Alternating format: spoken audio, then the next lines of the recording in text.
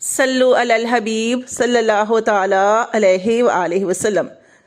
फरमाने मुस्तफ़ा है कि जो मुझ पर एक मरतबा दरूद पाक पढ़ता है अल्लाह तबारक व तआला उस पर 10 रहमतें नाज़िल फरमाते हैं। एक और हदीस में नबी सल्लल्लाहु अलैहि वसल्लम ने इरशाद फरमाया कि बखील है वो शख्स जिसके सामने मेरा जिक्र किया जाए और वो मुझ पर दरूद पाक ना भेजे।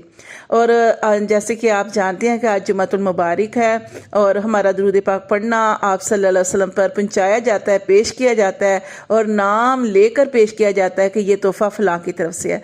और इसके अलावा ये कि जो अब दरूद पाक हम पढ़ते हैं रहमतें भी नाज़िल होती हैं, हमारे गुनाह जो हैं वो भी मिट जाते हैं और हमारी परेशानियां जो हैं वो भी दूर होती हैं। कि कसरत से अब जब हम दरूद पाक पढ़ते रहेंगे चलते फिरते तो इससे क्या होता है कि अल्लाह तबारक व तआला हमारे जो गम है वो भी दूर फरमा देते हैं, क्योंकि इस परेशानियों का हल तो अल्लाह ही के पास है। तो अल्लाह को पुकारना चाहिए और अल्लाह जो है वो भी दरूद पाक पढ़ते हैं। और अल्लाह तबारक व तआला फरमाते हैं ना कि अपने हर मसला जो है वो मुझे बताया करो। तो जो आज जुम्मा का दिन है और इस दिन दुआ भी जो बड़ा प्यारा दिन है, इस दिन लोग जो नहीं नमाज पढ़ते वो भी जुम्मे वाले दिन नमाज का इहतमाम करते हैं और दौड़ दौड़ कर मस्जिदों की तरफ जाते हैं, अल्लाह को पुकारते हैं, अल्लाह का जिक्र करते हैं, खुतबा सुनते हैं। तो ये बड़ा प्यारा दिन है कि सारे लोग गुस्ल करते हैं, कैसे इहतमाम करते हैं। अल्हम्दुलिल्लाह, अल्लाह का शुक्र है, अल्लाह का एहसान है कि अल्लाह ताला कुरान मजीद में इरशाद फरमाते हैं कि ला तक़नतू मिन रहमतिल्लाह, के गलतियां करने वालों परेशान ना हुआ करो, गुनाह करने वालों परेशान ना हुआ करो। इन्नहु हुवल गफूरुर रहीम, अल्लाह बड़ा बख्शने वाला रहम करने वाला है। अल्लाह की तरफ आ जाओ, अल्लाह की तरफ आ जाओ। और अल्लाह भी दरूद पाक पढ़ते हैं, अल्लाह भी पढ़ते हैं और अल्लाह ने हमें ये तरीका बताया कि जैसे कुरान मजीद में अल्लाह ने इरशाद फरमाया इन्नल्लाह व मलाइकातुहु युसल्लूना अलन नबी या अय्युहल्लज़ीना आमनू सल्लु अलैहि व सल्लिमु तस्लीमा।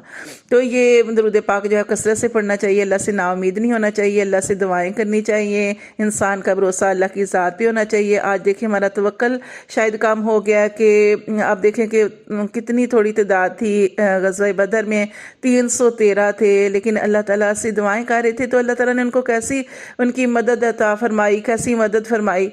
तो अल्लाह से मांगना चाहिए, परेशानियाँ गम तकलीफ़ें सारी जो कुछ भी मसले हैं अल्लाह को बताया करें, क्योंकि हदीस कुदसी है और हदीस भी है नबी सल्लल्लाहु अलैहि वसल्लम की और फरमाने रब्बी है भी है कि अल्लाह तबारक व तआला इरशाद फरमाते हैं कि जो मेरा बंदा है वो अगर वो मुझसे नहीं मांगता तो मैं उससे नाराज़ होता हूँ। तो इसलिए अल्लाह से मांगना चाहिए। बेशक अल्लाह तो सब कुछ जानने वाला है। कुरान मजीद आप पढ़े तो उसमें अल्लाह ताला इरशाद फरमाते हैं ना कि मैं समीउन अलीम हूँ, कि मैं सुनने वाला भी हूँ और तुम्हारे अंदर की नीयतें जो हैं उनको भी जानने वाला हूँ। तो सबसे पहले जो है अपना मसला जो है वो अपने रब को बताया करो।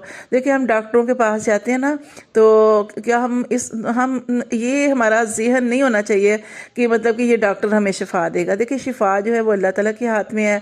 और डॉक्टर जो है आपने देखा कि उन्होंने अपने जो उनका क्लिनिक होता है या उनका हॉस्पिटल होता है तो वहाँ पे लिखा होता है कि हुवा शाफी, के शिफा अल्लाह देने वाला है, कि मरीज़ जो है वो जाए डॉक्टर के पास, लेकिन क्या है कि शिफा जो है वो अल्लाह ही देने वाला है। ये एक अल्लाह ने एक सबब है कि इख्तियार करने का कहा है कि अगर बीमार हो तो अल्लाह को पुकारो। वो तो अल्लाह ताला ने हमें सूरत फातिहा भी दी है, वो शिफा है, कुरान शिफा है। फिर भी किसी वक्त नहीं जो है वो आराम आता तो आप डॉक्टर के पास जाएं। तो अल्लाह ने ये सबब रखे हैं, लेकिन डॉक्टर को खुदा नहीं समझना चाहिए। शिफा देने वाला अल्लाह है और वही शिफा दे सकता है। कि डॉक्टरों ने भी ये लिखा होता है कि हुवा शाफी, कि अल्लाह शिफा देने वाला है। तो अपने मसले जो है किसी भी किस्म का मसला है, कोई परेशानी है तो अपने रब की तरफ आ जाए, अपने रब पर तवक्कल करें, अपने रब पर यकीन रखें। तो वो देखें अल्लाह तबारक व तआला कभी भी मायूस नहीं करते। अल्लाह तबारक व तआला जो है उनके पास है हमारे हर मसाइल का हल। ठीक है ना। कोई भी हम क्या करते हैं कि जब डॉक्टरों से मायूस हो जाते हैं, जब लोगों से मायूस हो जाते हैं तो तब हमें अल्लाह याद आता है। तो देखिए ये गलत बात होती है।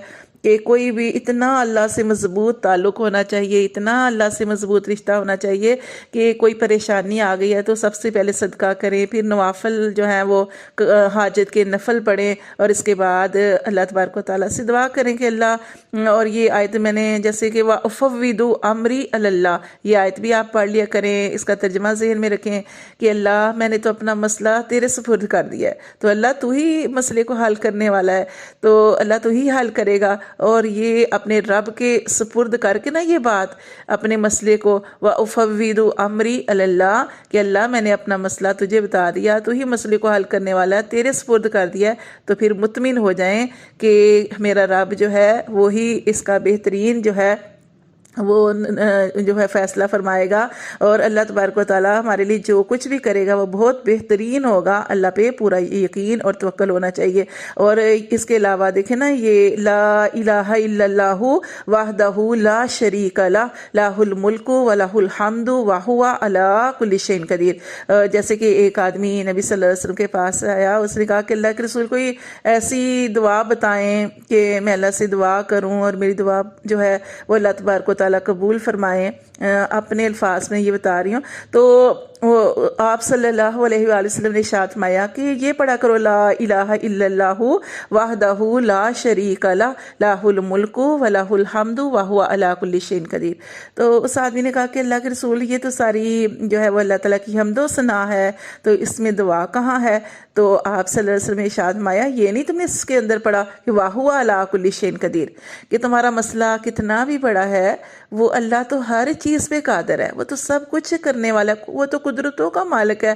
اور یہ دیکھیں بیج کا کیا کمال ہوتا ہے کہ ہم ایک بیج زمین کے اندر ڈالتے ہیں تو اس کے اندر سے اتنا یہ باریک سا تنا نکلتا ہے، اس سے پھر درخت بنتے ہیں۔ تو کرنے والی ذات اللہ کی ذات ہے، اللہ پہ پورا یقین ہونا چاہیے، اللہ سے مانگنا چاہیے، اور اللہ تبارک و تعالیٰ انسان کو کبھی مایوس نہیں کرتے۔